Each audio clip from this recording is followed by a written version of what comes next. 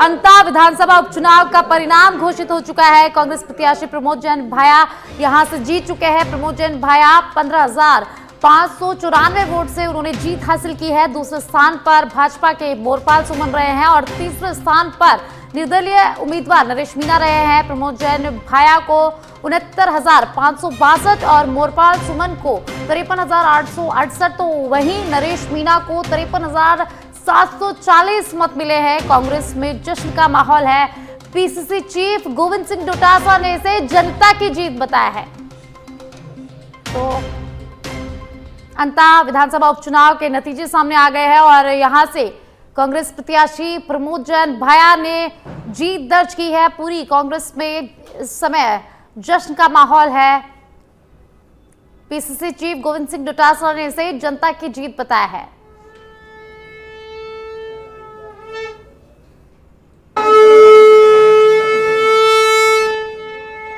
तो जीत का शंखनाद किया जा रहा है कांग्रेस की तरफ से। तस्वीरों में आप देख सकते हैं किस तरह से जश्न मनाया जा रहा है। प्रमोद जैन भाया की जीत पर कांग्रेस में जश्न का माहौल।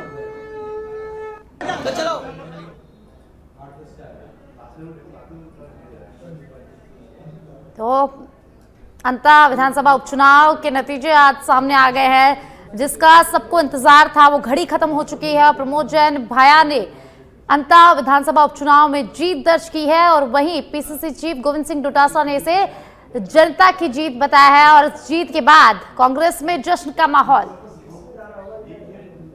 ऐसा है कि जनता बहुत समझदार है और विशेषकर अंता विधानसभा की मेरे पिता तुल्य बुजुर्गगण, मातृशक्ति, युवा साथी बहुत ही समझदार हैं और उन्होंने बहुत ही समझदारी से निर्णय किया है। मेरे को पूरा आशीर्वाद दिया है। मैं उनको सैल्यूट करता हूं, नमन करता हूं। और जो एक जनप्रतिनिधि का नैतिक दायित्व और धर्म होता है, क्षेत्र में विकास, क्षेत्र में सामाजिक सेवा के कार्य और क्षेत्र में धार्मिक सेवा के कार्य, मैंने पहले भी कोई कसर नहीं छोड़ी और इस कार्यकाल में मैं कोई कसर नहीं छोड़ूंगा।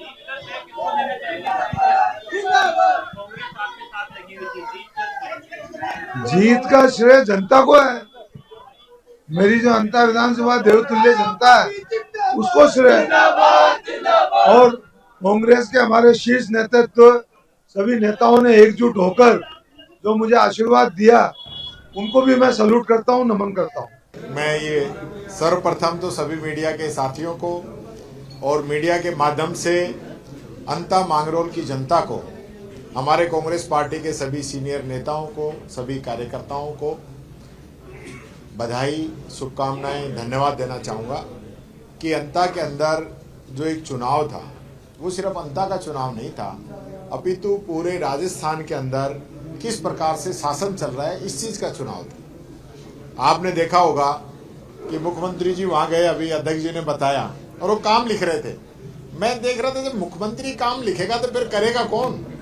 मुख्यमंत्री का तो इशारा ही होता है, उसको लिखने की कहाँ जरूरत है। यानी इनके पास काम लिखने वाले भी नहीं है जनता के। ये हालत मुख्यमंत्री जी की है। और वहां जाके गए तो ऐसा लगा कि मुख्यमंत्री जी ने ये तय कर रखा था कि मैं 2 साल तक वहां एक चवन्नी का काम नहीं कराऊंगा। वहां जितने भी काम चल रहे थे वो पिछले कांग्रेस सरकार के समय के सैंक्शन काम थे, वो भी अधूरे पड़े थे, उनको पूरा नहीं कराया। पुलिया देखी, उनके पिलर बन गए लेकिन ऊपर उनको कारपेट नहीं किया गया, रोडी डल गई, उस पर तारकोल नहीं डाला गया। ये स्थिति वहाँ की थी। वहाँ हॉस्पिटल मांगरोल के अंदर बहुत बड़ा बन रहा है, उसका काम रोका गया।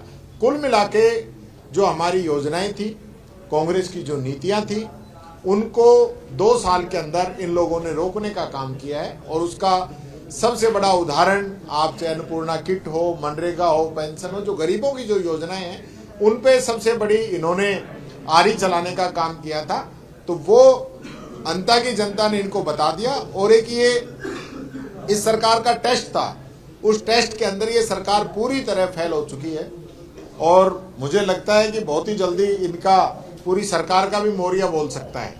ऐसी सूचनाएं हैं कि सब लोगों से इस्तीफे मांग लिए गए हैं और सरकार की तरह नहीं चल रही है। सारे मीडिया बंधुओं को सबसे पहले तो मैं बधाई देना चाहता हूं कि आपने निष्पक्षता के साथ में अंता उपचुनाव को कवर किया और अंता की जनता को सैल्यूट करना चाहता हूं, प्रणाम करना चाहता हूं कि उन्होंने कांग्रेस पार्टी को 70,000 वोट दिए और 16,000 के लगभग 15,000 से भी ज्यादा यानी 16,000 के लगभग वोटों से जिताया है। अंता की जनता को धन्यवाद। प्रमोद जैन भाया हमारे उम्मीदवार, उनको बधाई। हमारे कांग्रेस के तमाम कार्यकर्ताओं को सैल्यूट, धन्यवाद कि जिन्होंने दिन रात मेहनत की। और इस सरकार का 2 साल का ये टेस्ट था। इस टेस्ट में सरकार फेल हो गई। बीजेपी का जो उम्मीदवार था, मुख्यमंत्री 2 बार गए, पूर्व मुख्यमंत्री जी भी वहां काफी दिन तक बैठी रही। बीजेपी ने धनबल का प्रयोग भी किया, अपनी मशीनरी का दुरुपयोग भी किया, लेकिन शुरू से लेकर आखिरी तक बीजेपी पिछड़ती रही और मात्र 100-125 वोटों से उन्होंने अपनी इज्जत बचाई है, वरना तो वो तीसरे नंबर चली जाती। ऐसे में ये प्रमाणित हो गया है कि राजस्थान की जनता इन पर्चियों से अपने आप को ठगासा महसूस कर रही है। इनकी कोई योजनाएं नहीं है, इनका कोई धरातल पे काम नहीं है, जनता इनसे नाखुश है। और ये प्री टेस्ट था इस 2028 का, और इसके अंदर अंता की जनता ने ये साबित कर दिया कि हम कांग्रेस सरकार की जो योजनाएं थी वो अच्छी थी। भारतीय जनता पार्टी ने 2 साल में आपसी लड़ाई, दिल्ली की हाजिरी, पर्चियों में दम नहीं, ब्यूरोक्रेसी का भ्रष्टाचार, बीजेपी का भ्रष्टाचार, गुजरात मॉडल, गुजरात के लोग यहाँ जो काम कर रहे हैं और सारे के सारे ठेके औने पौने दामों में लेकर के और भ्रष्टाचार की चांदी कूट रहे हैं, उन सब चीजों के ऊपर अंता की जनता ने मोहर लगा दी है। जीत हो चुकी है, अच्छे खासे मार्जिन से जीत मिली है। किस तरह से जीत को देख रहे हैं, किसको श्रेय देना चाहते हैं, और ये कांग्रेस के लिए किस तरह से आगे काम आएगा, और भाजपा सरकार के यहाँ पर क्या नाकामियां रही? देखिए, सबसे पहली बधाई तो अंता बांगरोल की जनता को है कि जिन्होंने पूरा आशीर्वाद दिया। हमारे सभी नेताओं की मेहनत, कार्यकर्ताओं की मेहनत और भाया जी का काम, उन्होंने जो काम किए, उनका जो व्यवहार रहा, उनके जो जनसेवा के काम है, उन सब लोगों की बदौलत हम इस चुनाव में ये अच्छी जीत हासिल कर पाए। अंता में स्पेशली जिस तरह से जो पहले खिलाफ नैरेटिव बनाया गया और उसके बाद में पक्ष में भी यार अच्छे खासे मार्जिन से जीत मिली है, ऐसी कौन सी रणनीतियां जानने की कोशिश करेंगे? ऐसा क्या रहा कि आपके फेवर में मतदान हुआ? जनता के बीच में गए, हमने अपनी बात कही। बीजेपी जो बात कर रही थी, 12 साल से मोदी जी प्रधानमंत्री हैं, 2 साल से डबल इंजन की सरकार है, तो भाई जी पे आप झूठे आरोप लगा रहे हो। आप जांच करते, जनता को बताते कि हाँ ये आरोप सही है गलत है, तो आप खुद ही नहीं बता पाए।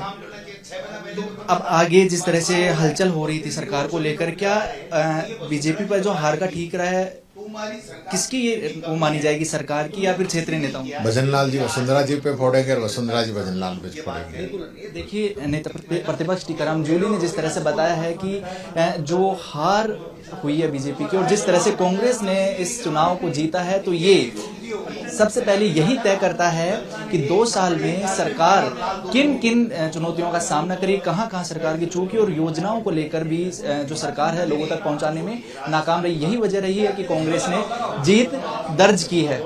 देखिए, अंत में कांग्रेस ने भारी जीत दर्ज की है। उसके बाद से कांग्रेस कार्यकर्ताओं का खासा उत्साह। पीसीसी गोविंद सिंह डोटासरा पीसीसी कार्यालय में मौजूद हैं। किस तरह से देख रहे हैं, क्या कितनी मेहनत करनी पड़ी और आज इस नतीजे को किस तरह? पहले तो अंता की जनता को सैल्यूट है, प्रणाम है कि उन्होंने ये साबित कर दिया कि जो काम करने वाली पार्टी है, काम करने वाली सरकार है, काम करने वाला व्यक्ति है, वही हमको चाहिए। अनर्गल आरोप लगा करके, छवि खराब करके और अपनी राजनीतिक रोटियां सेकने वाले लोगों को एक करारा तमाचा है।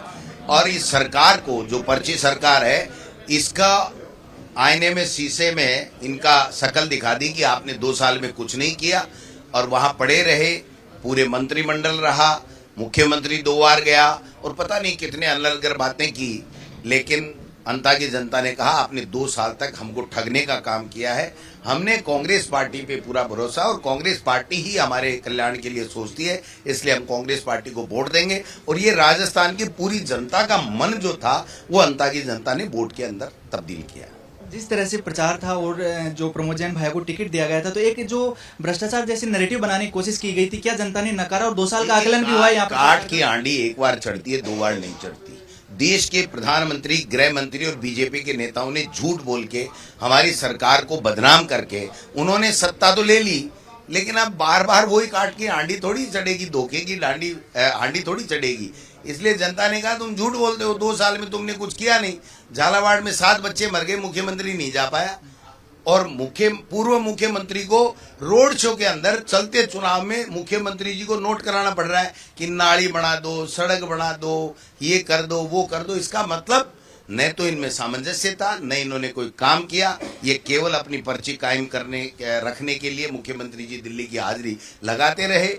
अनावश्यक एक दूसरे के खिलाफ ये खुद के ही लोगों के खिलाफ माहौल बनाते रहे और कार्यवाही करते रहे। जनता ने फैसला कर दिया कि हमें कांग्रेस चाहिए अभी भी और 2028 में।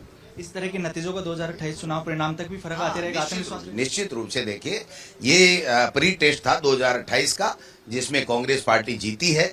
और कांग्रेस पार्टी ही नहीं जीती, जनता ने, राजस्थान की जनता ने फैसला कर दिया। एक तरीके से उनकी भावनाओं को जनता ने मोहर लगा दी कि यहाँ कांग्रेस ही चलेगी, तुम्हारा झूठ और तुम्हारा भ्रष्टाचार नहीं चलेगा। संक्षेप में अगर श्रेय देना चाहूँ तो किन किन लोगों को? जनता की जनता को, कांग्रेस पार्टी की विचारधारा को, राहुल जी और खड़गे साहब को, हमारे कार्यकर्ताओं की, अशोक चांदना जी और तमाम जितने भी लोग लगाए थे उनकी मेहनत को, और आप मीडिया को भी कि आपने सच दिखाया। आपने उनके जो झूठा जो प्रचार कर रहे थे, अनर्गल जो आरोप लगा रहे थे, उनको कहीं हाईलाइट नहीं होने दिया, कहीं उसको नहीं चलाया।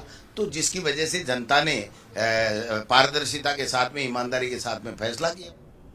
और आप जोधपुर से बड़ी खबर सामने आ रही है, जहां बिलाड़ा में एसीबी का बड़ा ट्रैप, एसीबी की बड़ी कार्रवाई देखी गई है। डॉक्टर बुधराज बिश्नोई को एसीबी ने ट्रैप किया है।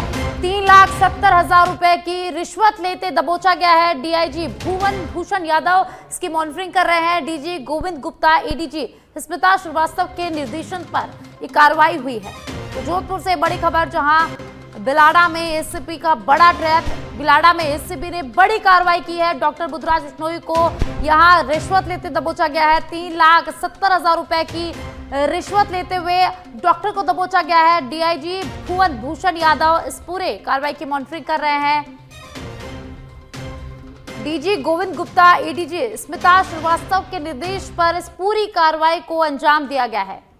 तो जोधपुर से ये बड़ी खबर हम आपको बता रहे हैं, जहां बिलाड़ा में एसीबी की बड़ी कार्रवाई हुई है। बड़ा ट्रैप यहां किया गया है।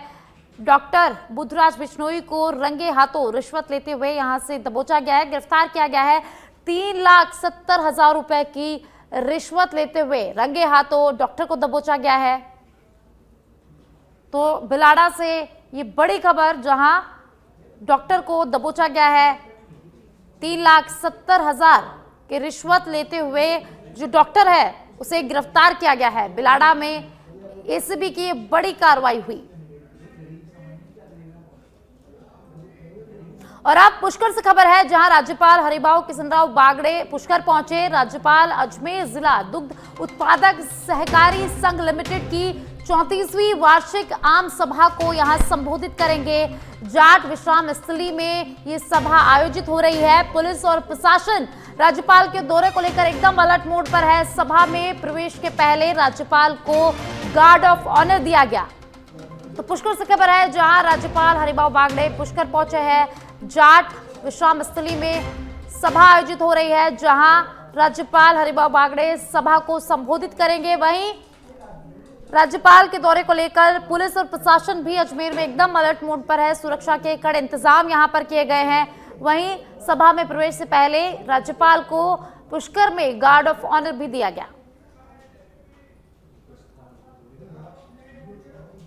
और आप जयपुर से खबर है, जहां पूर्व प्रधानमंत्री पंडित जवाहरलाल नेहरू की जयंती आज पूर्व मुख्यमंत्री अशोक गहलोत ने उन्हें पुष्पांजलि अर्पित की है। प्रदेश कांग्रेस मुख्यालय में भी पुष्पांजलि अर्पित कर नमन किया गया है। पूर्व प्रधानमंत्री पंडित जवाहरलाल नेहरू की आज जयंती है। पूर्व मुख्यमंत्री अशोक गहलोत ने पूर्व प्रधानमंत्री को पुष्पांजलि अर्पित की है। प्रदेश कांग्रेस मुख्यालय में भी पुष्पांजलि अर्पित कर उन्हें नमन किया गया है। तो आज पूर्व प्रधानमंत्री पंडित जवाहरलाल नेहरू की जयंती है और इस दौरान पंडित जवाहरलाल नेहरू को पूर्व मुख्यमंत्री अशोक गहलोत ने पुष्पांजलि दी और उनको नमन किया। और इसी के साथ प्रदेश कांग्रेस मुख्यालय में भी पूर्व प्रधानमंत्री पंडित जवाहरलाल नेहरू को पुष्पांजलि अर्पित की गई, उन्हें याद किया गया और उन्हें नमन किया गया है। स्पेन की एक वृद्ध महिला करुणा की इंडोनेशिया में हत्या की खबर के बाद उसके विभिन्न देशों से आए लगभग 25 महिला पुरुष मित्रों ने पुष्कर के वराघाट पर एकत्रित होकर उन्हें श्रद्धांजलि अर्पित की। पंडित रविकांत शर्मा के आचार्यत्व में ब्रह्मा सरोवर पर वैदिक मंत्रोच्चार के साथ पूजा अर्चना और आरती की गई और दिवंगत आत्मा की शांति के लिए यहां प्रार्थना की गई। मृतका का पुष्कर से गहरा जुड़ाव रहा था और वह पिछले 20 सालों से यहां आती रही थी। उनकी मौत से स्थानीय लोगों और विदेशी मित्रों में गहरा दुख है। विदेशी साथियों ने भारतीय परंपरा के अनुसार पुष्कर सरोवर में सामूहिक रूप से उन्हें श्रद्धांजलि अर्पित की है। तो पुष्कर से खबर है जहां और अब डी के कामा से खबर है जहां कामा सर्किल के जुरहरा थाना क्षेत्र के सहसन निवासी लवप्रीत अपने आप को जिले का सबसे बड़ा हथियार सप्लायर बताकर सोशल मीडिया पर अवैध हथियारों के साथ फोटो वायरल कर रहा था। सूत्रों के अनुसार लवप्रीत अपने 3 अन्य हथियारबंद साथियों के साथ देर रात कस्बे में लोगों को डराने धमकाने और बड़ी वारदात करने की फिराक में रहता है। बदमाश कॉल करके भी धमकियां दे रहे हैं। मोटरसाइकिल पर सवार इन बदमाशों की धमकाने की घटनाएं सीसीटीवी कैमरे में कैद हो गई है। गिरोह में अलग अलग गांवों के बदमाश शामिल बताए जा रहे हैं। पुलिस ने बादेपुर, कनवाड़ा और धीलावटी के गिरोहियों पर शिकंजा कस लिया है और अब तक लूट और मोटरसाइकिल चोरी की दर्जनों वारदातें उजागर होने की उम्मीद है। मामला जिले के कामक क्षेत्र से जुड़ा हुआ बताया जा रहा है।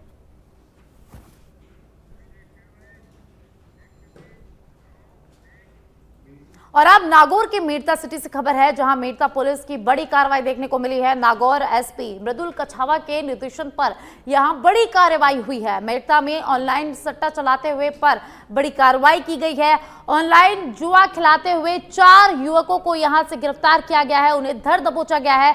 सभी युवक 25 से 28 वर्षीय बताए जा रहे हैं और उनके पास से भारी मात्रा में सामग्री को भी जब्त किया गया है। 11 mobile phone, 3 laptop, 1 tablet, 1 wifi box और 21 बैंक खातों की पासबुक के साथ 3 चेकबुक, 31 एटीएम कार्ड और 30 सिम कार्ड भी जब्त किए गए हैं। पुलिस आरोपियों से अब पूछताछ कर रही है।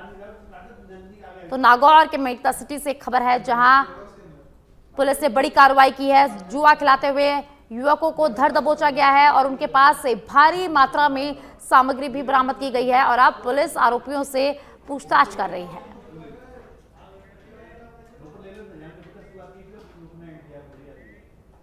और अब जालोर से खबर है जहां चलती ट्रेन से गिरने से बिजनेसमैन की पत्नी और बेटी की मौत हो गई। 5 महीने की बेटी और गर्भवती पत्नी की मौत हो गई है।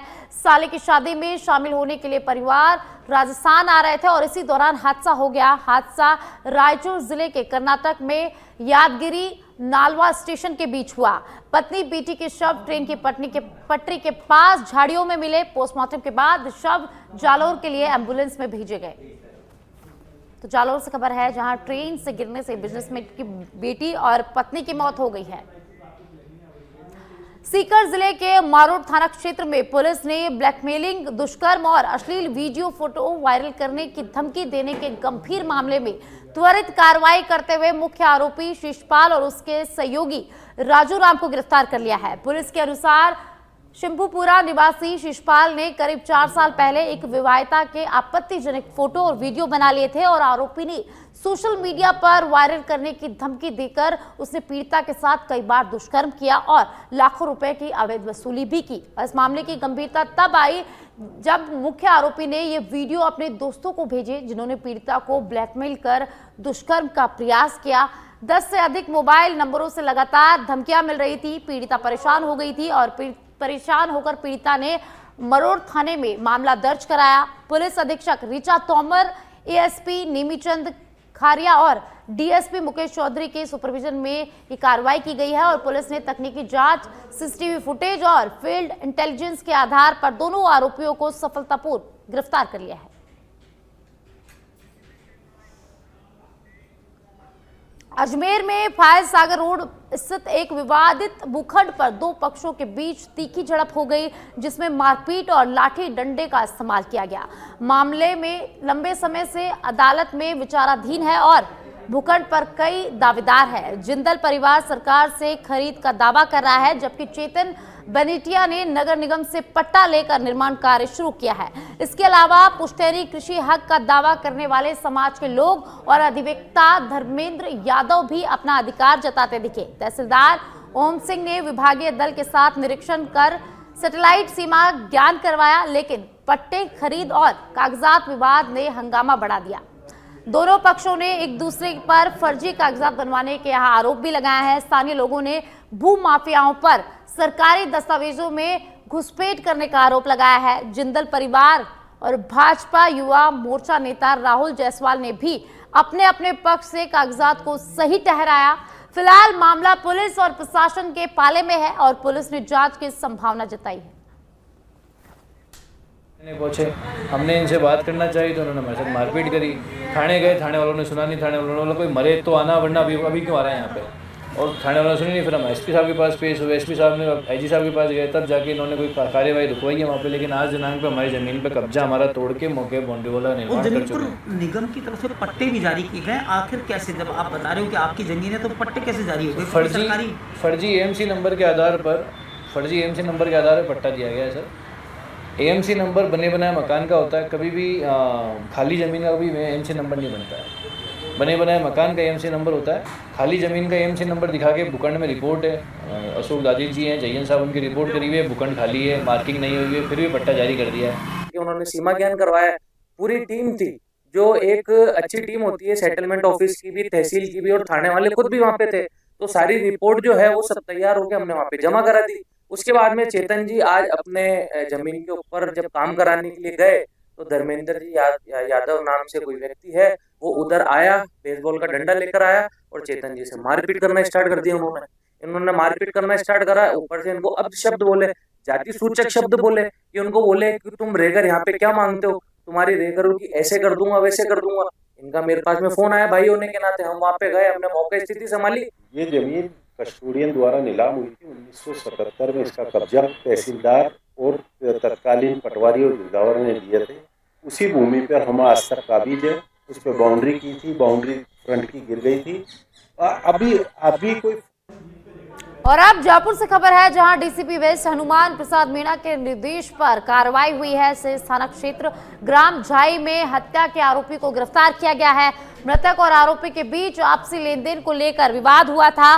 विवाद के दौरान आरोपी ने सिर में ईंट मारकर हत्या कर दी थी। तो जयपुर से खबर है, जहां आरोपी को गिरफ्तार किया गया है। डीसीपी वेस्ट के निर्देश पर जयपुर में कार्रवाई हुई है। ग्राम झाई में हुई हत्या के आरोपी को यहां गिरफ्तार किया गया है। मृतक और आरोपी के बीच आपसी लेन देन को लेकर विवाद हुआ था और अब आरोपी को गिरफ्तार कर लिया गया है।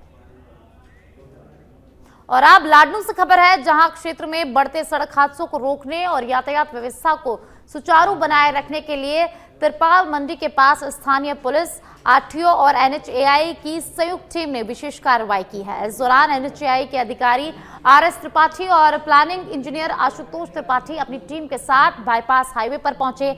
जेसीबी की मदद से सड़क के दोनों ओर चौड़ाईकरण का कार्य किया गया और अतिक्रमण को हटाया गया।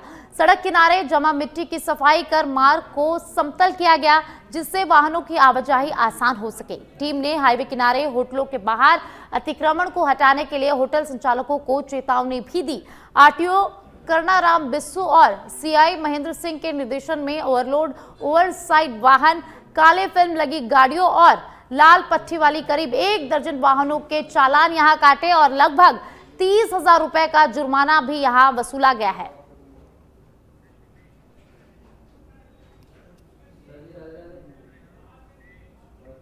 और अब दौसा के सिकराय से खबर है, जहां बहरावंडा गांव की भोजवाला ढानी में पैंथर ने एक बछड़े का शिकार कर लिया।